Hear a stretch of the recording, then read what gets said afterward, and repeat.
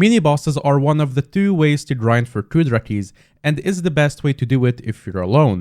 There are 5 mini-bosses that can drop the keys as well as some other useful soulbound loot, but not all of them are necessarily worth your time. All of the bosses in this video have drop chances that are apparently affected by magic find due to their rarity, and there isn't much of an indication that the amount of damage you do to a boss matters for the loot they give you, but I cannot confirm any of this until the official wiki page comes out.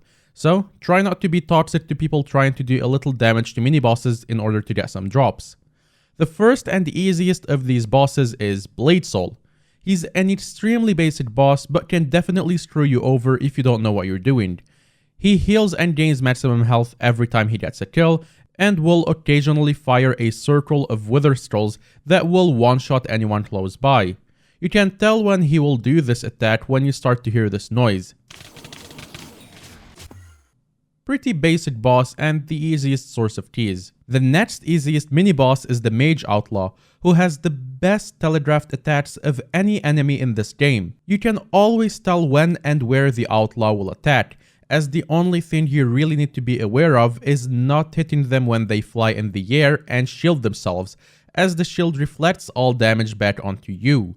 And this is particularly deadly if you have high ferocity, as that will continue to hit after you stop. You also have to kill the flying wither scrolls when they spawn, as the Outlaw becomes invincible whilst they are alive. The hardest of the 3 easy bosses is the Barbarian Dude. I forgot to mention this, but killing either of these mini-bosses does not negatively affect reputation with either faction.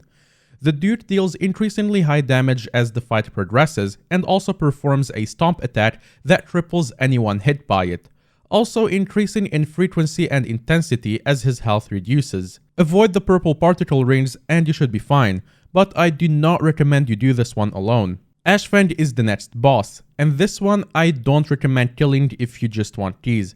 Either way, Ashvan is not a boss that can be done solo and requires a group, due to the nature of how you defeat it. Ashvan cannot take damage from attacks and instead needs blazing souls to be fired at it that drop from its blazes that it summons every minute or so. Each orb does 2 million damage, and Ashvan has 20 million health. There are 3 types of blazes, commonly referred to as blue, red, and grey blazes, or acolytes, underlines, and followers respectively if you're colorblind. Blue blazes can only be damaged through melee attacks, red blazes can only be damaged through magic or ranged attacks, and followers can only be damaged by dragging them into gravity vortexes that are created by Ashvan. You're going to need particles on for this one. Every minute or so, Ashvan will inhale any surviving blazes and heal for each one, and then creates more blazes. You win the fight once Ashvan's health reaches 0 from all the blazing souls being shot into his face. Finally, the Magma boss.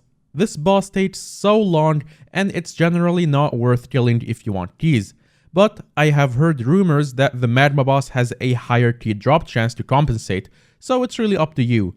The Magma boss is really easy and doesn't do much damage, as long as you avoid being crushed and standing inside the giant fire particle circles and keep moving during the phases where the boss splits. If you can do enough damage after the damage bar reaches full, you can actually partially skip a phase. Check out our other videos about Kuudra or our other video about the alternative method of grinding keys. Oh, and it's also worth mentioning that you can craft up 4 keys of one tier into 1 key of a higher tier. Happy Kuudra hunting!